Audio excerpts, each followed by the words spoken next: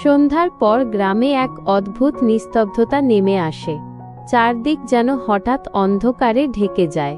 কেবল মাঝে মাঝে শেয়ালের ডাক বা ঝিঝি পোকার শব্দে সেই নীরবতা ভাঙে। এই গ্রামেই থাকেন রওশন আর তার একমাত্র ছেলে সায়েম। স্বামীকে হারানোর পর থেকেই রওশনের পৃথিবী বলতে কেবল সায়েম। ছেলেকে আঁকড়ে ধরে তিনি বেঁচে আছেন। রওশন মাঝে মধ্যেই ভাবেন জীবনটা কত অদ্ভুত। যে মানুষটা প্রতিদিনের ভরসা, হঠাৎ এক সকালে তাকে হারিয়ে ফেলতে হয়।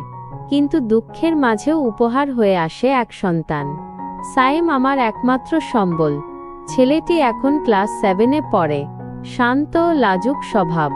ওকে নিয়েই রওশনের সমস্ত জগৎ। কিন্তু সমস্যা হলো রওশনের ভাই বোনেরা, যারা একই গ্রামে থাকে, তারা রওশনকে কখনোই ভালো চোখে দেখে না। হ্যালো বন্ধুরা, আজকের গল্পটা খুবই স্পেশাল, তাই সবাই রেডি থাকো। আমি গ্যারেন্টি দিয়ে বলতে পারি গল্পটা শেষ পর্যন্ত শুনলে তোমাদের পানি বের হয়ে যাবে। তাই ভিডিওটা শেষ পর্যন্ত দেখার অনুরোধ রইল। আর দয়া করে গল্পগুলো ভালো লাগলে ভিডিওটি লাইক, শেয়ার এবং আমাদের চ্যানেলটি দয়া করে সাবস্ক্রাইব করো প্লিজ। তাহলে আমাদের ভিডিও সবার আগে তোমার কাছে পৌঁছে যাবে। তো চলুন বেশি কথা না বলে গল্পে জাম্প করা যাক। স্বামী মারা যাওয়ার পর যখন তিনি বাবার বাড়িতে ফিরে আসেন, তখন ভাইদের স্ত্রীদের মনে অস্বস্তি শুরু হয়। ভাবিরা প্রায়ই ফিসফিস করে বলতো, একজন বিধবা এসে আমাদের ঘরে থাকবে, খাবে, আবার তার ছেলের খরচও আমাদের দিতে হবে। রওশনের বাবা তখন বেঁচে ছিলেন। তিনিই বলেছিলেন, আমার মেয়ে আমার ঘরেই থাকবে, তার ছেলে আমার নাতি, আমি ওদের দেখাশোনা করব। কিন্তু ভাগ্যের নির্মম খেলায় অল্প দিনের মধ্যেই বাবা মারা যান। সেই থেকে রওশন আর সায়েম যেন পৃথিবীতে একা। ভাইদের ঘরে জায়গা না পেয়ে তারা আলাদা এক কাঁচা ঘরে থাকতে শুরু করে। দিন চলে যায়। রওশন সেলাই করে, অন্যের বাড়িতে রান্নার কাজ করে, আর কখনো ধান কাটার মৌসুমে কাজ করে কোনো মতে সংসার চালান। আর সেই সামান্য টাকাতেই সায়েমের পড়াশোনার খরচ মেটান। রওশন সারাদিন কষ্ট করেন, তবু রাতে ছেলের মাথায় হাত বুলিয়ে বলতে ভোলেন না, তুই একদিন অনেক বড় হবি সায়েম। আমার দুঃখের কোনো হিসাব তখন আর থাকবে না। সায়েম তখন মায়ের চোখের দিকে তাকিয়ে ছোট্ট গলায় বলে, মা, আমি বড় হয়ে তোমার সব কষ্ট দূর করব, তুমি কেঁদো না। এই কথাগুলোই রওশনের বেঁচে থাকার শক্তি। কিন্তু সমস্যা এক জায়গায় থেকেই যায়। রওশনের ভাইয়েরা চায় সায়েম যেন পড়াশোনা না করে কাজকর্ম শুরু করে। তারা বলতো, ছেলেটাকে স্কুলে পাঠিয়ে কি হবে, শেষমেশ তো কৃষিকাজই করতে হবে, বরং এখন থেকেই মাঠে পাঠাও, উপকার হবে। কিন্তু রওশন জেদ ধরলেন, আমার ছেলে পড়াশোনা করবে, আমি হাড়ভাঙা পরিশ্রম করব, তবু ওর পড়া বন্ধ হবে না। এই জেদই তাকে আলাদা করে রেখেছে। এভাবেই বছর গড়িয়ে যায়। সায়েম যখন ক্লাস 8-এ উঠল, তখন হঠাৎ একদিন অদ্ভুত কিছু ঘটতে শুরু করল। রওশন লক্ষ্য করলেন, রাতে তিনি শুতে গেলেই হঠাৎ অস্বাভাবিক ঘুমে ঢলে পড়েন। আর সকালে ঘুম ভাঙলে শরীরটা অবশ হয়ে থাকে, মাথা ঝিমঝিম করে, এমনকি মাঝে মাঝে জামাকাপড়ে অদ্ভুত দাগ লেগে থাকে। প্রথম তিনি ভেবেছিলেন এটা হয়তো অতিরিক্ত কাজের কারণে হচ্ছে। কিন্তু ধীরে ধীরে বিষয়টা সন্দেহজনক মনে হতে লাগল। কারণ তিনি দেখলেন সায়েমও প্রতিদিন সকালে অদ্ভুতভাবে ক্লান্ত থাকে। চোখ লাল, মুখ শুকিয়ে গেছে, যেন সারা রাত ঘুমায়নি। রওশনের ভেতরে ভয় জমতে শুরু করল। এমন কেন হচ্ছে? আমার ছেলেটা কি কোনো কষ্ট পাচ্ছে? এক রাতে রওশন সিদ্ধান্ত নিলেন, আজ তিনি ছেলের দেওয়া দুধ খাওয়ার ভান করবেন, কিন্তু সত্যিই খাবেন না। কারণ প্রতিদিন রাতেই সায়েম নিজ হাতে মাকে দুধ গরম করে খাইয়ে দেয়। সেদিন তিনি দুধ মুখে নিয়েই পাশের ঘরে ফেলে দিলেন। তারপর ঘুমানোর ভান করে শুয়ে থাকলেন। মাঝরাতে তিনি শুনলেন সায়েম ধীরে ধীরে দরজা খুলে বাইরে বেরিয়ে গেল। রওশনের বুক ধড়ফড় করতে লাগল। তিনি চুপচাপ পায়ের শব্দ অনুসরণ করে উঠানের দিকে গেলেন। দেখলেন সায়েম কারো সঙ্গে কথা বলছে, কিন্তু অন্ধকারে মানুষটিকে স্পষ্ট দেখা গেল না, কেবল ফিসফিস শব্দ। সায়েম বলছিল, মা যেন কিছু বুঝতে না পারে, ওকে ঘুম পাড়ানো দরকার। এই কথাগুলো শুনে রওশনের শরীর কেঁপে উঠল। পরদিন সকালে তিনি ছেলেকে কিছুই বলেননি, কিন্তু ভেতরে ভেতরে অদ্ভুত ভয় জমে গেল। আমার ছেলে কেন আমাকে এভাবে ঘুম পাড়ায়? ও কার সঙ্গে গোপনে কথা বলে? প্রতিদিনই তিনি নতুন নতুন রহস্য খুঁজে পান। কখনো জামায় অদ্ভুত দাগ, কখনো শরীর অবশ, কখনো ছেলের চোখে অজানা ভয়। এদিকে গ্রামে কানাঘুষা শুরু হয়েছে। কেউ কেউ বলছে রওশনের ছেলেটা নাকি মাঝরাতে কারো সঙ্গে দেখা করে, কেউ বলছে ও নাকি অশরীরীর ছায়ার সাথে মিশে গেছে। রওশন এসব গুজবে কান দেন না, তবু ভেতরে ভেতরে দুশ্চিন্তায় ভোগেন।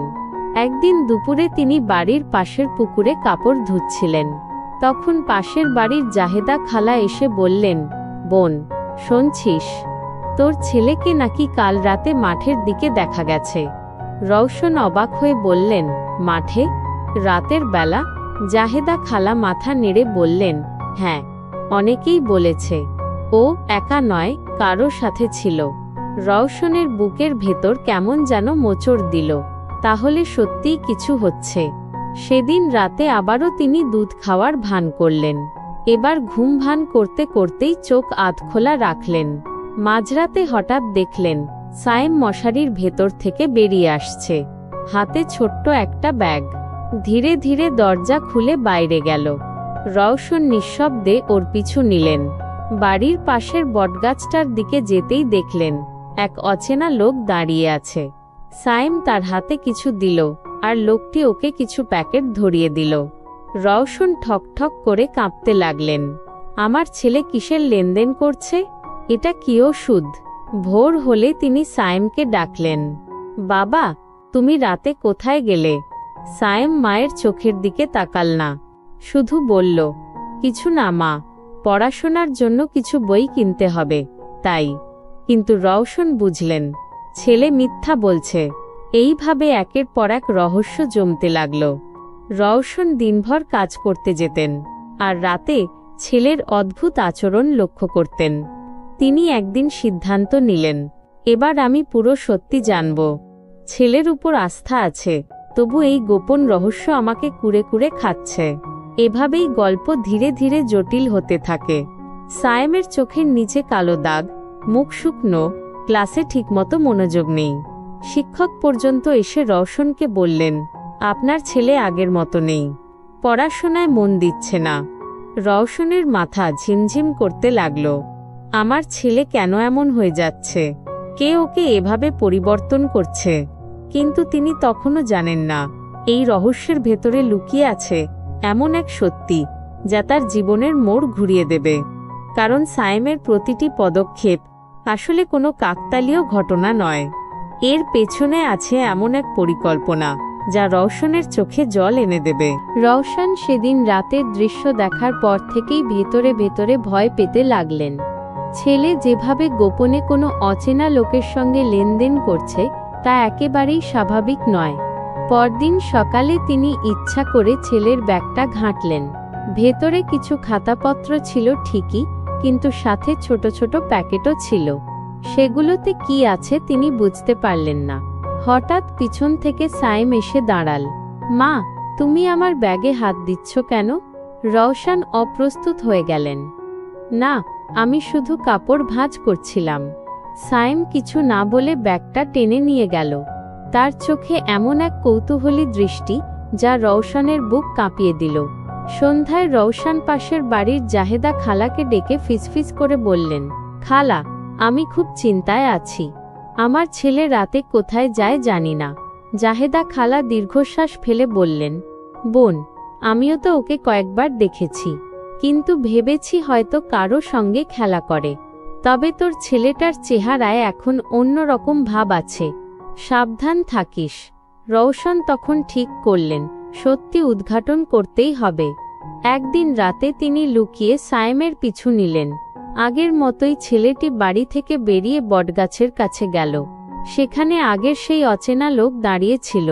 রওশন এবার একটু কাছে গিয়ে স্পষ্ট শুনলেন কথোপকথন। লোকটি বলছে, তুই ঠিকমতো কাজ করছিস তো? ওকে ঘুম পাড়ানো খুব জরুরি। সায়েম মাথা নেড়ে উত্তর দিল, হ্যাঁ মা, কিছু টের পায়নি এখনো, কিন্তু আমি আর পারছি না। লোকটি হেসে বলল, মনে রাখিস, তোর মাকে যদি কিছু বলে ফেলিস তবে বিপদে পড়বি। আমাদের কাজ শেষ না হওয়া পর্যন্ত চুপ থাকতে হবে। রওশনের মাথায় যেন বাজ পড়ল। আমার ছেলে আমাকে কেন ঘুম পাড়াচ্ছে? ওকে বাধ্য করছে কারা? তিনি কাঁপতে কাঁপতে ফিরে গেলেন। পরদিন রওশন ছেলের সাথে সরাসরি কথা বললেন। সায়েম, তুই আমাকে কিছু লুকাচ্ছিস। কেন রাতে বাইরে যাস? সায়েম কিছু না বলে চুপ করে থাকল। তারপর নিচু গলায় বলল, মা, তুমি এখন কিছু জানো না। সময় হলে আমি সব বলবো। রওশন চোখের জল আটকাতে পারলেন না। তুই আমার বুকের সন্তান, তোর থেকে কিছু গোপন থাকবে কেন? সায়েম আবারও কিছু বলল না। দিন কয়েক পরে গ্রামের লোকজনের কানাঘুষা আরও বেড়ে গেল। কেউ বলল, রওশনের ছেলে হয়তো মাদক ব্যবসায় জড়িয়ে পড়েছে। কেউ বলল, ওকে নাকি অশরীরীরা ব্যবহার করছে। রওশনের কান পর্যন্ত সবই পৌঁছাল। তিনি ভেতরে ভেতরে দমে গেলেন।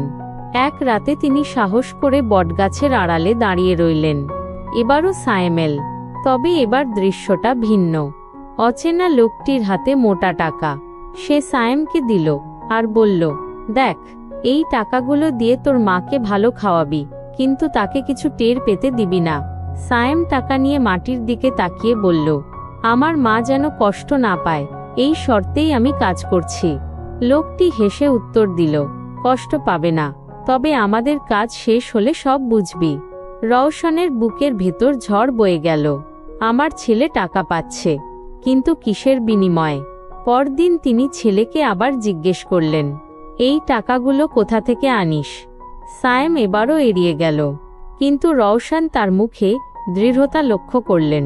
মা, তুমি শুধু বিশ্বাস রাখো, আমি যা করছি সব তোমার জন্য। রওশনের চোখ ভিজে উঠল। আমার জন্য? তাহলে আমাকে লুকিয়ে কেন করছিস? সায়েম কাঁপা গলায় বলল, কারণ তুমি জানলে ভেঙে পড়বে। এরপর একদিন ভয়ঙ্কর ঘটনা ঘটল। রাত ৩টার দিকে রওশন হঠাৎ শব্দ শুনে জেগে উঠলেন। দরজার বাইরে তাকিয়ে দেখলেন কিছু লোক সায়েমকে জোর করে টেনে নিয়ে যাচ্ছে। তিনি চিৎকার করে বললেন, আমার ছেলেকে ছেড়ে দাও। কিন্তু লোকগুলো অন্ধকারে মিলিয়ে গেল। রওশন প্রাণপণে ছুটলেন, কিন্তু কোথাও সায়েমকে খুঁজে পেলেন না। ভোর হয়ে গেল। গ্রামে হুলুস্থুল পড়ে গেল। সবাই বলতে লাগল, রওশনের ছেলেকে অপহরণ করেছে। রওশন বুক চাপড়ে কাঁদতে লাগলেন, হায় আল্লাহ, আমার ছেলেকে ফিরিয়ে দাও। দুদিন পর হঠাৎ সায়েম ফিরে এল। শরীর ভেঙে পড়েছে, চোখ লাল, মুখ শুকিয়ে গেছে। রওশন তাকে বুকে জড়িয়ে ধরলেন। বাবা, কোথায় ছিলি তুই? সায়েম ফিসফিস করে বলল, মা, আমি তোমার কাছে সব খুলে বলবো। সেদিন রাতে সায়েম মাকে সব বলল। মা, কিছু লোক আমাকে ব্ল্যাকমেইল করেছে। তারা বলেছিল, যদি আমি তাদের জন্য কাজ না করি তবে তোমাকে ক্ষতি করবে। তাই বাধ্য হয়েই আমি তোমাকে ঘুম পাড়াতাম, যাতে তুমি কিছু টের না পাও। রওশনের বুক কেঁপে উঠল। কি কাজ করতে হতো তোকে? সায়েম চোখ ভিজিয়ে বলল, তারা আমাকে দিয়ে মাদকের প্যাকেট লুকিয়ে রাখতে চাইত। আমি চাইতাম না, কিন্তু তারা তোমাকে মেরে ফেলার হুমকি দিত। তাই আমি ভয়ে রাজি হতাম। রওশনের মাথা ঘুরে গেল। হায় আল্লাহ, আমার ছেলেকে এমন কাজে জড়িয়েছে। কিন্তু সায়েমের চোখে তখন দৃঢ়তা। মা, আমি আর ওদের জন্য কিছু করব না। আমি পুলিশের কাছে যাব। রওশন ভয়ে আঁতকে উঠলেন। না বাবা, ওরা আমাদের মারবে। সায়েম মায়ের হাত ধরে বলল, মা, আমরা সত্যিই যদি চুপ থাকি তাহলে সারা জীবন কষ্ট পাব। তুমি আমাকে বিশ্বাস করো। পরদিন সায়েম থানায় গেল। সব খুলে বলল। পুলিশ সঙ্গে সঙ্গে ব্যবস্থা নিল।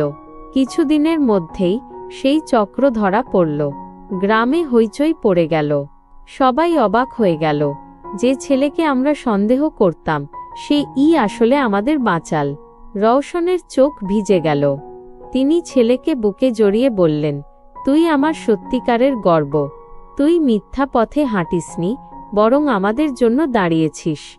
সায়েম মায়ের কাঁধে মাথা রেখে বলল, মা, আমি তোমার জন্য সব করেছি। তুমি কষ্ট পাবে ভেবে কিছু লুকিয়েছিলাম, কিন্তু আজ থেকে আর কোনো গোপন থাকবে না। রওশনের বুক ভরে গেল শান্তিতে। আমার ছেলে আলোর পথে হাঁটছে, এটাই আমার জীবনের সবচেয়ে বড় সুখ। গল্পের শেষ বার্তা, মায়ের ভালোবাসা আর ছেলের সততা যে কোনো অন্ধকারকে পরাজিত করতে পারে। অন্যায়ের বিরুদ্ধে দাঁড়ালে ভয় আসবে, কিন্তু সত্যি শেষ পর্যন্ত জয়ী হয়। এই ছিল আজকের গল্প। ভিডিওটি ভালো লাগলে দয়া করে লাইক, কমেন্ট এবং আর ব্লগ স্টোরি চ্যানেলটি সাবস্ক্রাইব করে আমাদের সাথে থাকুন। দেখা হচ্ছে কালকের ভিডিওতে। সেই পর্যন্ত সবাই ভালো থাকুন। ধন্যবাদ।